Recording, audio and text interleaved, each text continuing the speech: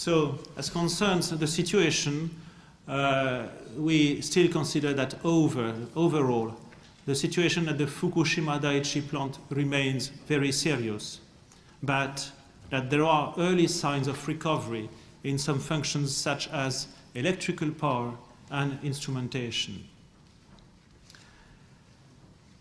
We can confirm that the Nuclear and Industrial Safety Agency, NISA, has submitted a provisional International Nuclear and Radiological Event Scale, INES, level 7 rating for the accident at the Fukushima Daiichi nuclear power plant. This new provisional rating considers the accidents that occurred at units 1, 2, and 3 as a single event on INES and uses estimated total release to the atmosphere as a justification of the new rating. Previously, provisional INES level 5 ratings had been applied separately for units 1, 2, and 3. And the Japanese authorities have notified the IAEA in advance of the public announcement and of the formal submission of the new provisional rating.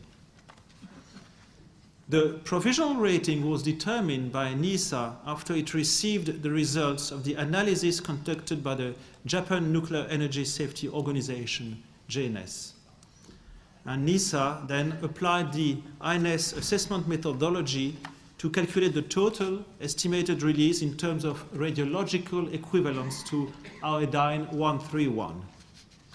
Based on this provisional assessment, NISA concluded that the accident would be provisionally rated INES level 7 as per the definition below, taken from the INES Users Manual 2008 edition. And I quote, level 7, an event resulting in an environmental release corresponding to a quantity of radioactivity radiologically equivalent to a release to the atmosphere of more than several tens of thousands of terabecquerels of iodine-138. NISA estimates that the release of radioactive material to the atmosphere is approximately 10% of the Chernobyl accident, which is the only other accident to have an INES level 7 rating.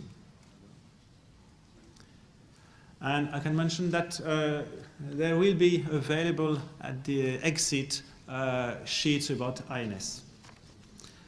Now, as you know, we can confirm also that an earthquake occurred in Japan at 8 hours and 16 minutes UTC on the 11th of April.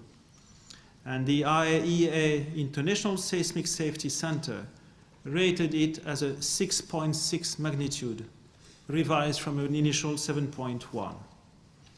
The epicenter of the earthquake was in Fukushima Prefecture, 68 kilometers from the Fukushima Daiichi nuclear power plant.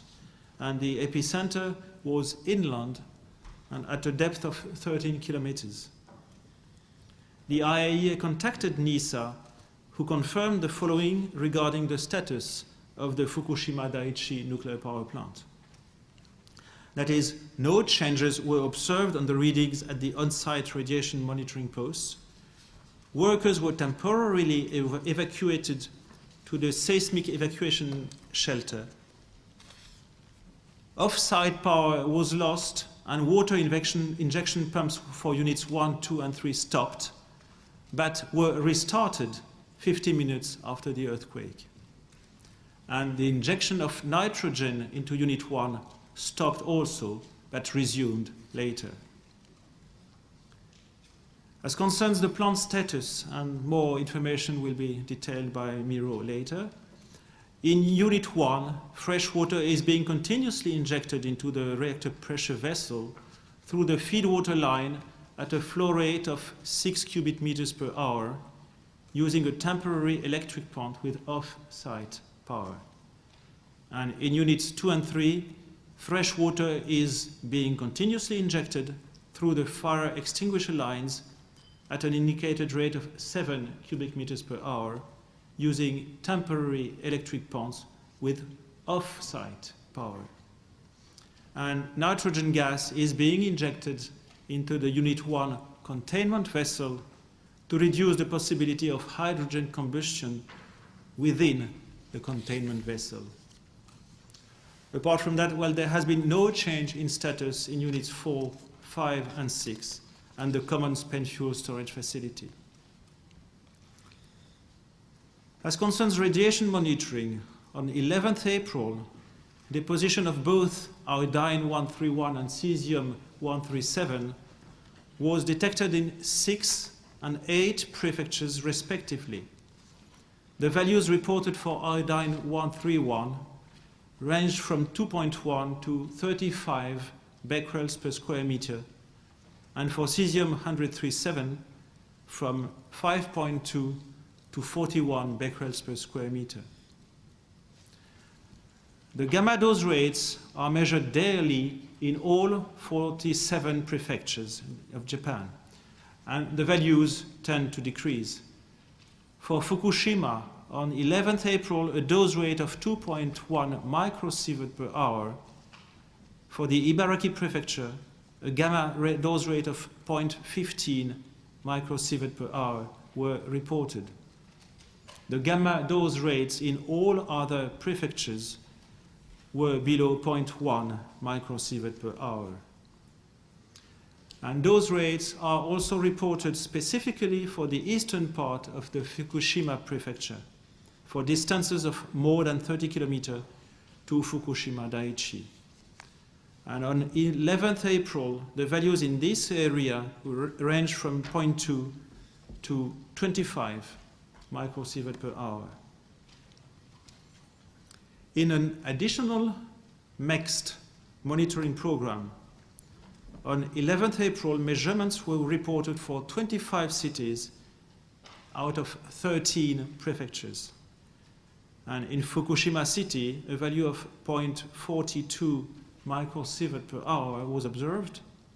In all other cities, gamma dose rates ranged from 0.04 to 0.13 microsievert per hour, while typical normal background levels are in the range of 0.05 to 0.1 microsievert per hour.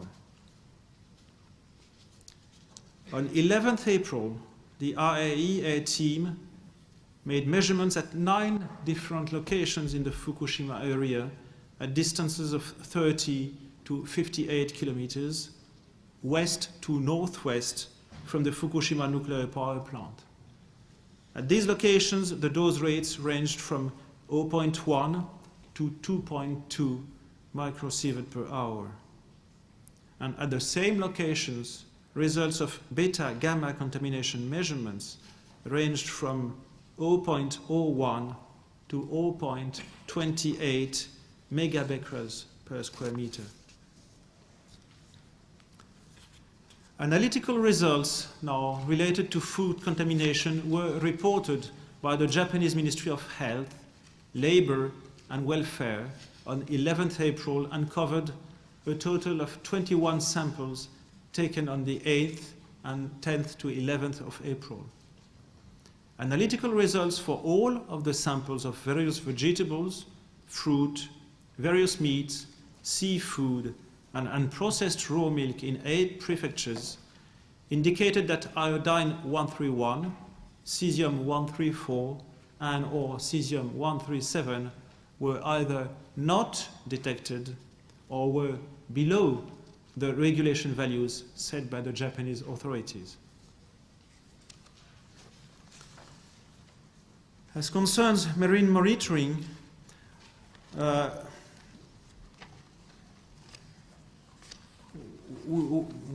there are basically 2 programs. One is a TEPCO monitoring program for seawater at a number of near-shore and offshore monitoring locations.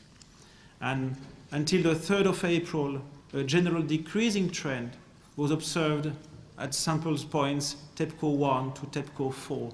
And you will see on the map later these points. And after the discharge of contaminated water on 4th of April, a temporary increase had been reported, followed by a further decrease. And on the 12th of April, we have no new data for TEPCO 1 to 10 sampling points. And as concerns the next offshore monitoring program, also we have no new data. But there are now 10, 12, about, yeah, I think about 12 monitoring points, but again, you will see that on the map. And I'll finish by the IAEA activities. The team of 3 agency experts in BWR technology and safety is due back in Vienna today, so they are probably flying at the time I'm speaking. And I want to mention also that in addition to countries that have already been identified in previous briefs, the Philippines and the Republic of Korea have also provided monitoring data and or links to their websites. I would like also to add some words about the evacuation that you may have heard in the press. And this is something we have shared and agreed with the Japanese permanent mission, that on 11th of April, the government of Japan announced that they had concluded to establish planned evacuation areas and evacuation prepared area in the areas beyond the 20-kilometer radius from the Fukushima Daiichi nuclear power plant. The review was conducted because the Japanese government considered the safety of residents its first priority. The government of Japan considered the standards recommended by the ICRP, International Commission on Radiological Protection, and the IAEA as part of the review. As concerns the planned evacuation areas, the Japanese authorities have found that the areas beyond 20-kilometer radius could be exposed to over 20 millisievert during the course of the next year, approximately until next March. And therefore, the government of Japan will be consulting with the local communities in terms of planned evacuations. And at this juncture, they are hoping that this planned evacuation will be carried out during the next months to come. The planned evacuation areas that have been newly designated for evacuation include Kutsurao village, Naimi town, Iitate village, a part of Kawamata town, and a part of Minami Suma city. The Japanese government also defined a second new area called the evacuation prepared area. This area includes the area previously defined as the indoor evacuation area between 20 and 30 kilometers from Fukushima Daiichi, but excludes those areas designated above as planned evacuation areas. Within the evacuation prepared area, people living in this area should be prepared for indoor evacuation or evacuation outside of this area in case of emergency. Voluntary evacuation is recommended by the Japanese government within this area. Children, pregnant women, people who require nursing care, and those who are hospitalized should not enter this area. Kindergartens, preschools, elementary schools, junior high schools, and high school will be closed within this area.